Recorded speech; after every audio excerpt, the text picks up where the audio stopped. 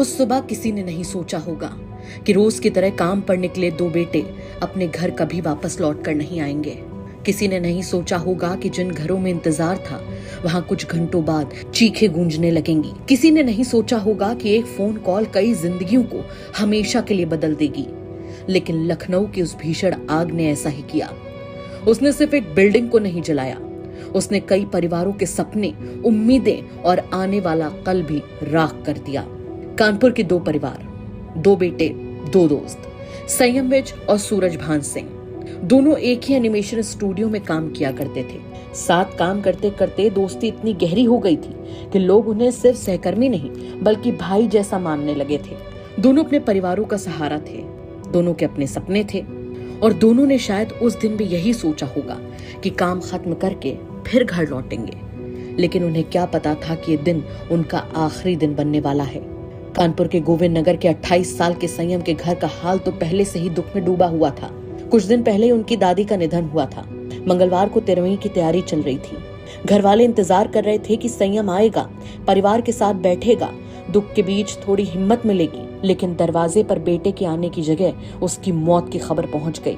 जिस घर में श्रद्धांजलि की तैयारी थी वहां अब एक और अंतिम विदाई का सन्नाटा उतर आया है। संयम के पिता पहले इस दुनिया को छोड़ चुके थे। माँ, बड़ा भाई और भाभी ही उनका संसार थे। परिवार गुरुग्राम में रहता है। खबर मिलते ही जैसे सब कुछ थम गया। माँ के लिए समझ पाना मुश्किल था कि जिस बेटे से बात करने की उम्मीद थी अब उसकी आवाज कभी नहीं सुनाई देगी। जिस बेटे की शादी की बातें चल रही थी, जिसके लिए भविष्य के सपने देखे जा रहे थे, अब उसके अंतिम संस्कार की तैयारी करनी पड़ेगी। बच्चे का ऐसा मालूम चला है कि उसके ऑफिस में आग लग गई थी एसी के शॉर्ट सर्किट की वजह से, जिस वजह से बच्चे बाहर नहीं आए और किसी वजह से उनको मृत बता दिया गया। शाम को लगभग 7-8 बजे के आसपास सूचना हम लोग को मिली तो आधा परिवार हमारा लगभग लखनऊ के लिए रवाना हो चुका है, पहुंच रहा होगा या पहुंच गया होगा। एनिमेशन का काम करता था सर, लगभग 2.5 से 3 साल से जॉब कर रहा था वहाँ पे। आखिरी बार अभी पिछले हफ्ते आया था, कल आना भी था उसने, बट किस्मत को क्या मंजूर था। जी अभी कुछ दिन पहले उनके दादी का स्वर्गवास हुआ। जी 17वां था उनका। परिवार में 4 लोग हैं, माता हैं, पिता हैं, भाई हैं, भाभी हैं, खुद हैं ये। बड़ा भाई की भी जॉब है गुड़गांव में। पिताजी भी एक नेटवर्किंग कंपनी में जॉब करते हैं। बहुत हंसमुख लड़का था, बहुत अच्छे सबकी रिस्पेक्ट भी करता था। जॉब के लिए भी बहुत अच्छा बढ़िया काम कर लड़का था, नेचर भी अच्छा था। 3 साल होगा, 2.5 से 3 साल जॉब कर रहा था। कैसा आप लोगों से व्यवहार? अच्छा व्यवहार था, घर आता था डेली, जब भी आया हफ्ते में भी मिलता है, अच्छे से मिलता है। ये घटना आप लोग ने देखी, टीवी में देखा होगा? सुबह देखी थी, सुबह तो पहले कोचिंग सेंटर बता रहे थे, कुछ ऐसा पता ही नहीं था। फिर जब शाम को हाईलाइट हुआ कि एनिमेशन को, तब फिर परिवार वालों से भी आए, हम लोग पता किया, तो वही सब घटना की जानकारी सर। घटना की जानकारी शाम को मिली 7-7:30 बजे। आखिरी बार किसी से बात नहीं, संयम से हुई थी पिछले हफ्ते जब आया था घर। उधर बर्रासात के 25 साल के सूरज भान सिंह के घर की कहानी भी कम दर्दनाक नहीं थी। उनके पिता पहले इस दुनिया को छोड़ चुके थे। घर में माँ और छोटा भाई ही था। सूरज भान नौकरी के कारण लखनऊ में रहते थे और हर हफ्ते घर आते जाते रहते थे।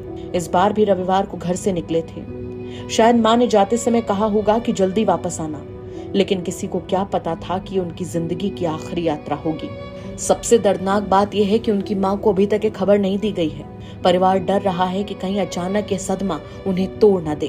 उनका छोटा भाई जो ऋषिकेश में था, खबर मिलते ही भागकर वापस आया, लेकिन घर के अंदर अब भी एक माँ अपने बेटे के लौटने की उम्मीद में बैठी है और बाहर परिवार इस सच्चाई को छिपाकर खुद टूट रहा है।